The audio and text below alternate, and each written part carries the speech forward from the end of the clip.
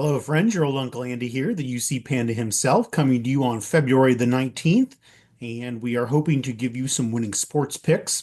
Got a couple early games going this evening, so we wanted to make sure we got you all the winning picks so you could get to the window on time. We're going to go ahead and get started here. We hope everyone is having a good Wednesday.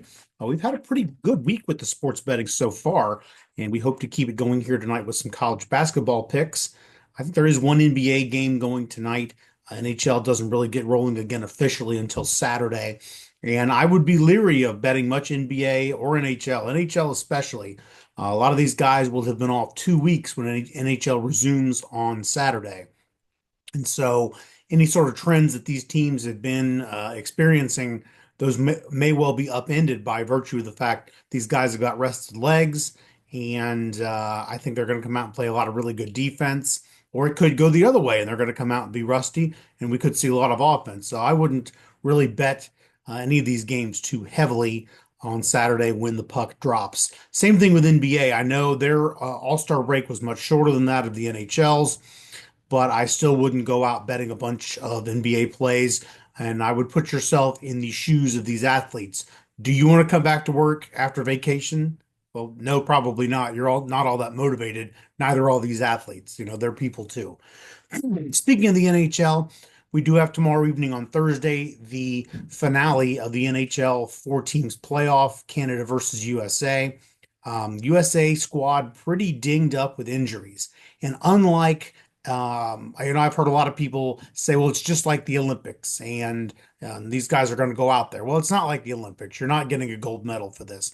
Although it's been a very spirited and competitive all-star experience for the NHL.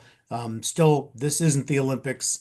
These guys are not going to risk a NHL Stanley Cup playoff run to win this trophy, no matter how cool it is. So the USA team a little dinged up, and I would be really leery of betting Team USA. I think it's going to be a competitive game. I think it's going to be a good game, and I hope I'm wrong. I hope USA wins, but I do believe that Canada in the end is going to pull this thing out tomorrow night. So hope I'm wrong about that, but some video problems here. Everybody wants to see my smiling face. Come on, camera. So keep on following us over at Uncle Andy Sports for all the plays. I'm excited to announce a new collaboration with my buddy Bobby on Twitter. Give him a follow over at Bob Aluch 1787 on X on Twitter. We collaborated today, shared his horse picks, had some good winners in there from what I saw. And he went ahead and shared one of my college basketball picks that we'll be going over here very shortly. And I'm looking forward to working with him and working with anybody else on Twitter. Anybody who else is out there watching this, by all means, hit me up and we can collaborate as well. We're going to go over a couple of our college basketball plays. We posted these early. I love UMass and the points. I got in very early this morning at plus 17 and a half. That number is long gone. Right now it's UMass plus 16. I think that's still a good number. Probably wouldn't go too much lower than that. Certainly not below 15 or 15 and a half. But I got in early, 17 and a half. So whether the bet wins or not, it's still going to be a good bet because of the fact we got closing line value. So I've got the game capped as VCU winning the game at home, 79-67, but UMass staying well within the number. If you look at the schedule for VCU, they're in second place in the A10. They've got a big contest coming up this Saturday with George Mason, who is in first place in the Atlantic 10. I think it's a look-ahead spot for UMass. I'm sorry, not for UMass, but for VCU. I think they're looking past the Minutemen and towards this game on Saturday. UMass also is pretty good against the number this year. They have also covered and stayed within the number in the six past meetings they have had with the Rams. Also, I think under might not be a bad play in this spot. UMass on a massive under run of 7-1. My detractors and other people may say, well, VCU also is pretty strong this year. ATS, and that's true. VCU has been a very strong against the spread team, but I just think it's a really bad spot for them, and it's a really huge number to cover. The Minutemen are 7-1 on the road this year against the number, 7-5 as a dog, and 8-5 in conference play. So we're going to go ahead and roll with the Minutemen to stay within the number against the Rams. Likewise, we do like the VMI Cadets at home against Wofford. I do think Wofford's going to squeak the game out.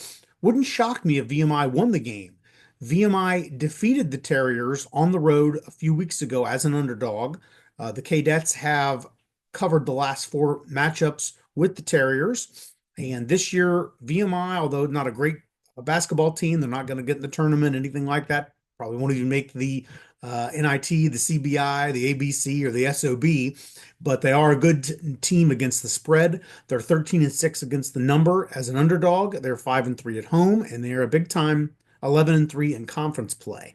The Terriers, meanwhile, a pretty good team, might make the big dance representing their conference. They're only 5-9 as a favorite this year against the number, and only 6-8 in conference play against the number. So we'll go ahead and take the Cadets and the points, and I wouldn't be shocked if VMI went ahead and pulled off the upset as well. We've got a no sweat bet going with Kentucky and Washington. No great big handicap here. I just like Kentucky at home. I do think they're going to handle Vanderbilt. I wouldn't be surprised if Kentucky also covered the number. But since I had this no sweat bet, I decided to go ahead and take Kentucky money line and throw it in Washington money line. Washington hosting Rutgers this evening. Rutgers has not fared well on their West Coast trips. Also, straight up this year, the Scarlet Knights are only 2-6 in away games, and they are 4-11 straight up as underdogs. That does not bode well for them. I like Washington probably to go ahead and cover the number. They're 9-6 at home straight up and 8-2 straight up as a favorite. So we're going to go ahead and go with Washington all the way there. I do like Alabama on the road against Mizzou. Again, no great big handicap here.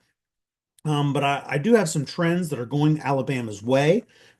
Since 2022, Alabama, following a loss, is 16-3 straight up. This year, since 2022, they are 16-2 as an away favorite, straight up. All these are going to be straight up. 22-9 in away games and 42-10 in conference games. Moreover, the Crimson Tide have won the last four meetings against the Tigers. Alabama's only, I think it's a pick 'em in some places. I've seen it -1 Alabama. I've seen Alabama getting a point. Not sure where all this hate for Alabama is coming from, but I'll go ahead and take the Crimson Tide at a plus number. If I'm wrong, I'm wrong. I didn't really like a lot tonight to throw into a juice reducer parlay, but I did like High Point and Utah State on the money line. Go ahead and throw them together and tease a couple of these lines around just a little bit.